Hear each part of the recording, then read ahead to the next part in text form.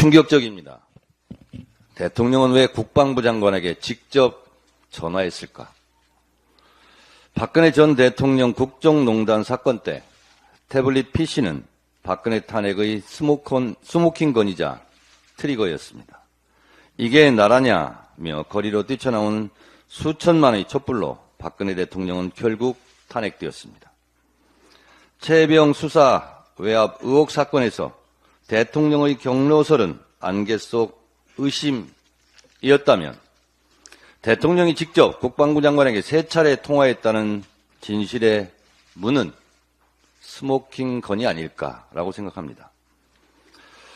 과연 이 통화 사실은 향후 윤석열 대통령의 운명을 어떻게 가를지 아직은 아무도 모릅니다. 대통령의 3차례 통화, 이 사실, 과연 제2의 태블릿이 될 것인가? 먼저 MBC 보도를 다시 보시겠습니다. 오늘 뉴스데스크는 MBC 단독 보도로 시작하겠습니다. 작년 8월 2일 해병대 수사단이 최상병 사건 자료를 경찰에 이첩한 직후 이종섭 전 국방장관과 윤석열 대통령이 통화한 기록이 나왔습니다. 통화가 이뤄진 이후 당시 해병대 수사단장은 보직 해임됐습니다. 먼저 구민지 기자의 단독 보도입니다. 윤석열 대통령이 예전부터 사용하던 개인 휴대전화 번호가 이종섭 전 장관의 통화 기록에 처음 등장한 건 작년 8월 2일 낮 12시 7분 44초입니다.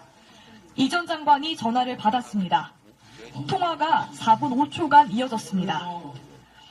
해병대 수사단원들이 임성근 해병대 1사단장 등 혐의자를 8명으로 적시한 사건 자료를 경북경찰청에 이첩하던 중이었습니다.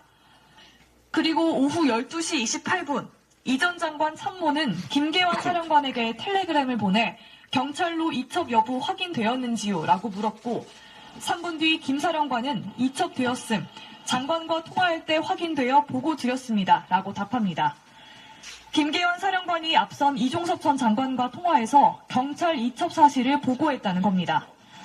그리고 12시 45분쯤 김 사령관이 박정훈 전 해병대 수사단장을 자신의 집무실로 불러 지금부터 보직 해임이다. 많이 힘들 거다라고 말했다는 게 박대령 측 주장입니다.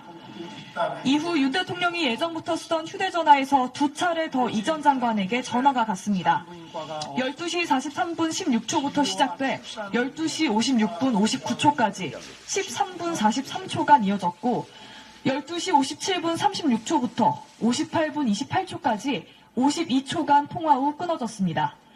그날 저녁 국방부에서 다시 수사 기록을 경찰에서 가져왔습니다. 이시원 당시 대통령실 공직기관 비서관과 국방부 유재은 법무관리관의 통화가 이뤄진 날도 이날입니다. 이종섭 전 장관 측은 자료의 출처가 어디인지 그 공개가 적법한지 의문이라면서 대통령과 통화 여부를 언급하는 건 적절치 않다고 답했습니다. 이 번호가 윤석열 대통령이 쓰는 개인 번호가 맞는지, 윤 대통령이 이날 이종섭 장관과 3차례 통화한 적이 있는지 대통령실에 물었지만 답하지 않았습니다. MBC 뉴스 구민지입니다. MBC 보도 내용처럼 작년 8월 2일 박정훈 대령의 수사단이 최상병 사건 자료를 경찰에 이첩한 직후 윤석열 대통령과 이종섭 국방부 장관의 통화 기록 사실입니다.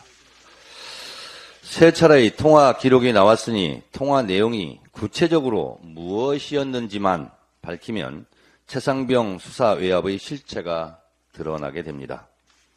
이쯤 되면 윤석열 대통령을 피의자로 전환하고 즉각 수사해야 하는 것 아니겠습니까? 어제 최상병 특검 재의결이 무산되었습니다. 왜 이렇게 특검을 두려워하는지, 왜 이종섭 장관을 도주 대사라는 오명을 쓰면서까지 호주 대사로 임명했는지, 이 사건 관련자로 의심받는 자를 총선에 공천했는지, 혹시 증거 입틀막이 아니었는지 국민들은 매우 의심하고 또 궁금해하고 있습니다. 의심받기에 충분한 짓을 한 겁니다. 최상병 수사 외압 사건은 노골적인 수사 방해이자 사법농단, 국정농단, 권력 사유와 이미 분명해지고 있습니다. 윤석열 정권의 수사 방해, 사법농단, 국정농단이 점점 정점으로 치닫고 있습니다.